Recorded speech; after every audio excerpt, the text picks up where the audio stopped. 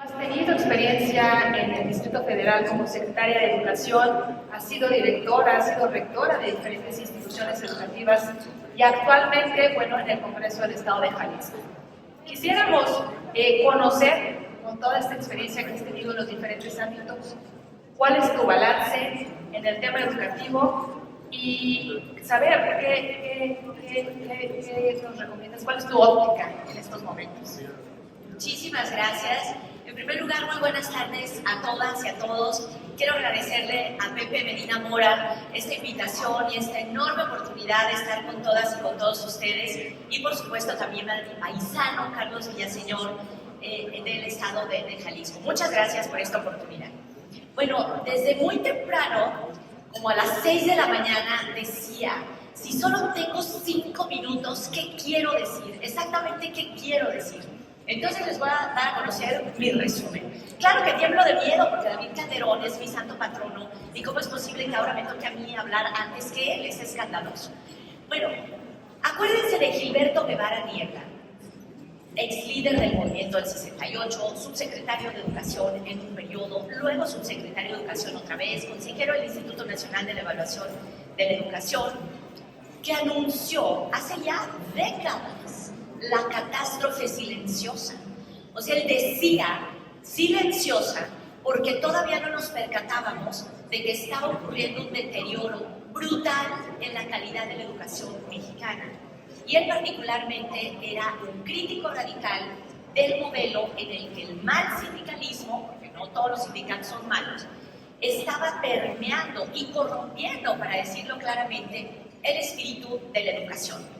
Pero ese libro de la catástrofe silenciosa, de cualquier manera lo leímos exclusivamente el mal llamado Círculo Rojo. Más adelante, gracias a que finalmente venció la idea de que tenía que haber evaluaciones externas, estandarizadas, se dice, PISA y otras, se descubrió la gran catástrofe y dejó de ser silenciosa. 7 de cada 10 niños en este país salen de la primaria sin saber leer ni escribir. Y por supuesto no me refiero a que no sepan interpretar el logo, sino a que cuando leen, ese oso se asea, no necesariamente pueden contar que el oso se está bañando. O qué significa mi mamá me mima, porque ya nadie usa además la palabra mimar. Y estos niños pueden leer lo que dice el letrero del camión acerca de a dónde va, pero no pueden entender un texto.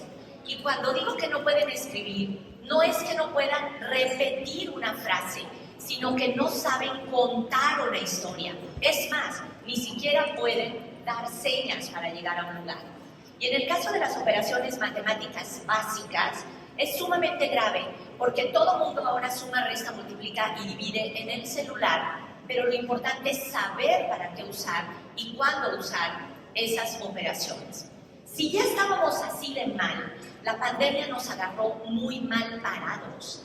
Y cuando todos sabemos que en el mundo entero se plantea que se perdió, no solamente en algunos países, hasta el 50% de la cobertura, es decir, de niños que ya no están en la escuela, y a nivel superior es todavía peor, imagínense en términos de calidad.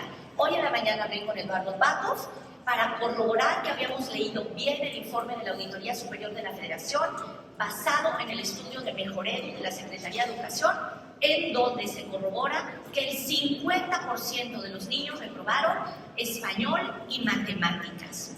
Entonces, nuestro panorama es muy grave.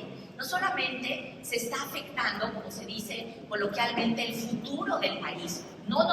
Estamos arruinando el presente de lo más importante que tiene México, que son nuestras niñas y nuestros niños.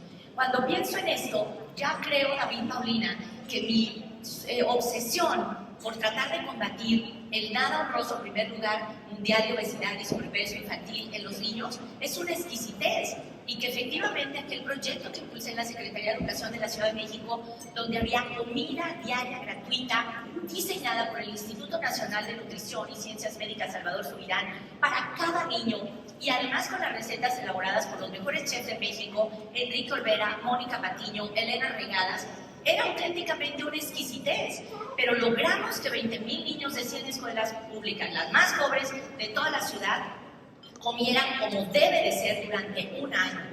Y tuvieron clases de educación en nutrición, clases de teatro, de danza, de canto, de instrumentos musicales, y corearon con sus propios instrumentos, nada menos en el Palacio de Bellas Artes y en el Auditorio Nacional, una ópera de Britten. Pues ya son sueños del pasado. Estamos en una situación catastrófica y peor. Me quedan estos 2:40, ¿verdad? Quiero decir que el problema más grave de los cambios que actualmente se plantea el modelo educativo es, como dice David Calderón, es que no hay modelo educativo, en realidad no hay programa.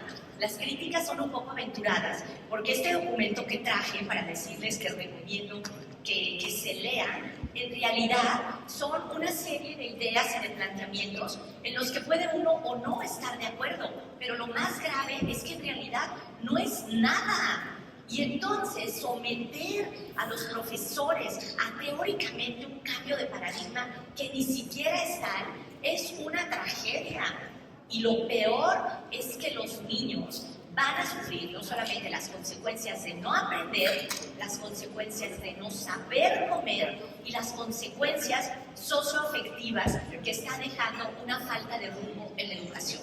Ustedes son empresarios de alto nivel, así que pueden entender en una sola frase que cuando se está diseñando política pública sin evidencia científica ex ante ni ex post, y que cuando se ha satanizado la evaluación, estamos realmente en la ruina. De tal manera que yo sí creo que el panorama es catastrófico y que estamos pasando a la fase de rezago, ya no solamente de la crisis del modelo educativo, pedagógico y curricular, sino que estamos pasando por la etapa del rezago y que van a ser generaciones enteras las que vamos a tener que bregar para recuperar. Y quiero decirlo con toda responsabilidad, no encuentro ni en el gobierno federal ni en el gobierno estatal, que es el que sí puedo acreditar que conozco, intención seria en corregir el rumbo. En Jalisco se presentó hace un año una evaluación donde se decía que habían aumentado los niveles de aprendizaje en español y matemáticas. Por favor, si eso hubiera ocurrido, pues hubieran presumido que tenían derecho a la candidatura al premio Nobel. Y lo que se ha decidido en este estado es el que el impuesto sobre la nómina que ustedes están pagando de alrededor de 2.400 millones de pesos se aplique solo en infraestructura. Nos importa que las escuelas estén en pie, limpias, sanas, correcto, pero es más importante que un niño aprenda abajo de un árbol a que tenga una escuela impecable, que la queremos, la deseamos, nos encantaría tenerla, pero lo más grave es que los aprendizajes se están afectando porque se está decidiendo sin criterio científico y, diría yo, sin responsabilidad y sin amor por lo más valioso que tenemos, que son los chicos y las chicas. Pues esa sería mi primera intervención. Muchas gracias.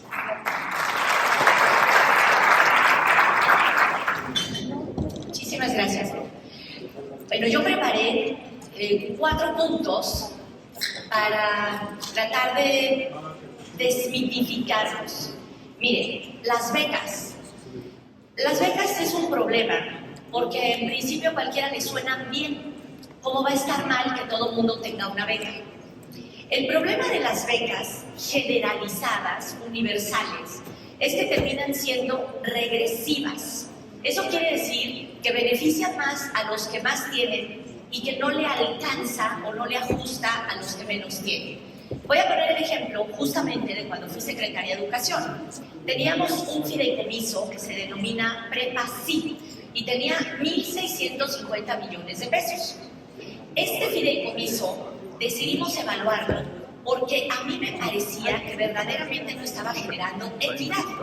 Venía de salir de la maestría en Políticas Públicas Comparadas de Flaxo, donde Ernesto Cohen y Luis F. Aguilar nos habían sacudido y nos habían explicado que la cobertura y que el presupuesto no podían ser el indicador de éxito de la política social. Para mí fue como un balde de agua fría, porque había ido a mítines, marchas, plantones y volanteos exigiendo el 8% del Producto Interno Bruto para educación, ciencia, tecnología y cultura. Y pensábamos que con una buena cantidad de presupuesto y que el 97% de los niños estuvieran a la escuela, bastaba. Y ellos me enseñaron que no, que el verdadero cambio estaba en el impacto, es decir, si se resolvía o no el problema. Y en la Ciudad de México el problema social era la deserción, porque habiendo tantas oportunidades de trabajo precario, los chicos de preparatoria preferían irse a trabajar en una tienda de autoservicio que continuar en la preparatoria porque les urgía tener dinero. Entonces nosotros enviamos, cuando todavía no estaba mal visto estudiar, a una de nuestras colegas, la doctora Susana Muñiz Moreno, nada menos que a Reino Unido, para estudiar si el fideicomiso estaba dando resultados o no. Yo creo que ya pasaron los 5 años en que yo tenía que guardar la confidencialidad. Y les voy a decir la verdad, no retenía. Es decir, el objetivo para el cual fue creado estaba totalmente derrotado. ¿Saben quiénes sí se quedaban? Y el doctor Narro no me dejará mentir. Los de la UNAM, porque estos eran chicos que de cualquier manera ya se iban a quedar. Ya tenían una familia que estaba decidida a que sí o sí ese chico iba a llegar a la licenciatura. Entonces, cuando yo les dije que el fideicomiso era regresivo, bueno, pues prácticamente hubo desmayos, pero sí lo era. Entonces, las becas universales en abstracto, que no están estudiadas, son regresivas. Entonces, es una gran falacia sumar al gasto educativo las becas. Me opongo, porque por el contrario, no se le está sumando dinero a los salarios de los profesores, a las capacidades de los profesores y a las capacidades cognitivas y socioafectivas de los niños que tienen que ver con su salud física y mental. Entonces, primero, las becas en abstracto no retienen y no sirven. 2, la autonomía de la escuela. Todos estamos de acuerdo también, yo soy profesora, ese es mi verdadero empleo, y en el Congreso local, un día que creen, una diputada, no diré el nombre, dijo, está muy mal que esta diputada hable solo del presupuesto. Yo quisiera que hablara aquí de planes de estudio. Me paré y le dije, de ninguna manera. Si un día en el Congreso local se discuten los planes de estudio, ahora sí estamos en la ruina.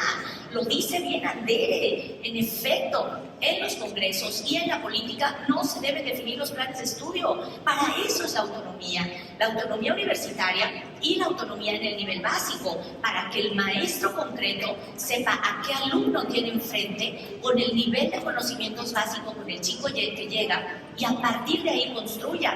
Ojo, pero la autonomía de evaluar lo que sea como sea es terrible, porque entonces alguien puede decidir que esos niños tienen tal rezago que con que aprendan 2 o 3 cositas está bien. No, los niños de Chiapas y de Oaxaca tienen que saber lo mismo que los niños de la Ciudad de México y que la Ciudad de Guadalajara y que los niños de Finlandia y que los niños de Estonia, porque de la primaria básicamente hay que saber leer, escribir, operaciones matemáticas básicas y el comportamiento mínimo para comportarse en sociedad. Y tercero, dije lo de las becas, lo de la autonomía y voy por la evaluación. Aquí una de las cosas por las que yo hice campaña muy contenta, muy comprometida con el hoy gobernador Enrique Alfaro es porque prometimos juntos que aquí sí iba a haber evaluación y que íbamos a hacer un órgano constitucionalmente autónomo donde los expertos pudieran hacer una evaluación no punitiva, no para correr a nadie, sino para tener información de qué pata flaqueábamos los maestros, poder darles formación. Y justo yo decidí dejar de ser rectora de un campus de la Universidad de Guadalajara y lanzarme a las patas de los caballos, que es el Congreso local, porque creí que íbamos a hacer una ley de educación la mejor del país. David Calderón, Eduardo Andere, Silvia Schmelkes, Patti Vázquez, Blanca Heredia y todos los sabios de este país vinieron a Guadalajara a elaborar esa ley. Y al final esa ley fracasó. Se convirtió en el Carco de los Montes y es una tragedia, porque prometimos refundar al Estado de Jalisco y espero que no termine en una refundición. Y creo que Jalisco debe de verdad retomar la evidencia científica como la única medida para mejorar su calidad de la educación. Gracias. Muchas gracias. Yo esperaba este momento, el de ¿qué vamos a hacer? Tengo un plan. A ver, yo les quiero plantear algo antes que otra cosa. Coparmex ha sido un gran aliado. O sea, Coparmex en Jalisco, yo quiero que sepan los que no son de aquí, que nunca ha dejado de alzar la voz por lo correcto. Y voy a poner nomás 3 ejemplos. El primero, cuando se pronunció, porque de manera obscena los partidos políticos grandes se triplicaron el presupuesto. Eso no es correcto en una situación como la que vivimos. 2, cuando se pronunció en contra del secuestro del Instituto de Transparencia y Acceso a la Información y logró, junto con toda la sociedad civil, que detuviéramos ese robo. Y en tercer lugar, justo cuando construíamos la ley de educación, Coparmex Jalisco dijo, nosotros estamos dispuestos a dar el tiempo necesario para que nuestros empleados puedan ir a los consejos escolares y dedicarle unas horas a planear el bienestar de sus hijos en la escuela. Entonces, ¿ahora qué les quiero plantear? Yo les quiero plantear que hagamos uso de todos los espacios que podamos.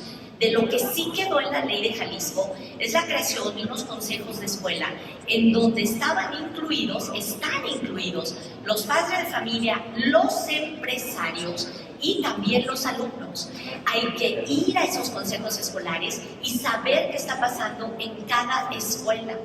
Nosotros tenemos que lograr que efectivamente esta entelequia de documento llegue a aplicarse o no, como dice David, no sea el referente. El verdadero referente tiene que ser que nunca más en las encuestas contestemos que la educación en general en México está bien o mal, pero que la nuestra es perfecta y que nuestro maestro es maravilloso. No, nosotros tenemos que ir a nuestra escuela y saber específicamente si los niños están aprendiendo o no a lo que ya dije. Yo creo que es muy importante que generemos una movilización social. Justo lo que ustedes dos han hecho de manera muy valiente. Nosotros tenemos que hacer que los académicos, que los investigadores, que los intelectuales, que los expertos se movilicen, pero esos son muy poquitos. En realidad lo que nosotros necesitamos es permear con los empleados en las empresas para que los padres de familia se interesen por la educación de sus hijos y que promovamos una reforma nuevamente a la ley. Esto es posible para que sí se cree ese órgano constitucional autónomo en Jalisco que nos brinde información imparcial sobre los resultados de los niños en la escuela y que a los maestros les demos la oportunidad de mejorar. Si nosotros seguimos prohijando esa relación de chantaje, en donde no movemos nada para que el sindicato no se vaya a rebelar, le estamos haciendo un grave daño a los maestros y también a los alumnos. ¿Y eso qué quiere decir? Romper la relación corporativa clientelar, en donde se dan premios aviesos a los que son cómplices de las irregularidades y darse la tarea de convencer a miles y miles de profesoras y profesores que sí quieren hacer mejor su trabajo y que a la hora de que se hace la prelación de los exámenes se los saltan y le dan las plazas a los que son amigos del gobierno en turno, del partido que sea.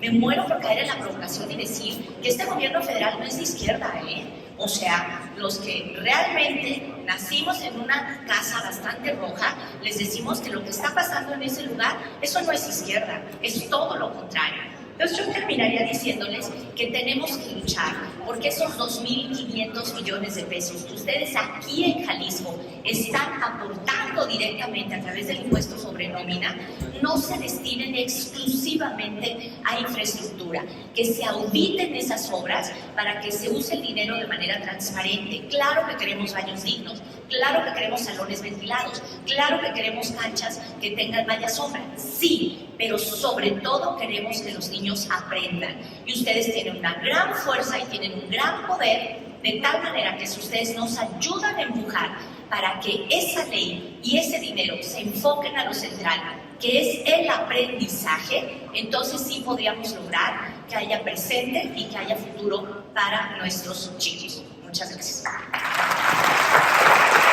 Están preguntando, ¿dónde debemos incidir en el presupuesto? Una gran pregunta maravillosa, yo lo sé que son muy inteligentes. Muy bien, a ver, agárrense. Jalisco tenía 138,000 millones de pesos en el presupuesto pasado. En lo que va de este gobierno se ha adquirido deuda hasta por 11,250 millones de pesos. Tienen, por favor, que ayudarnos a exigir que se transparente la evaluación de impacto de esa deuda.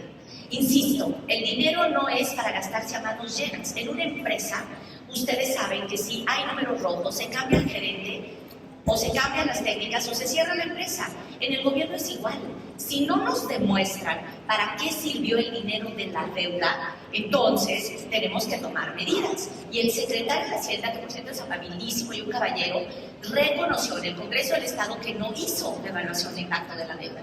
Y eso en cualquier parlamento civilizado le habría costado un voto de censura o el cargo, porque no se le debe mentir a los parlamentarios.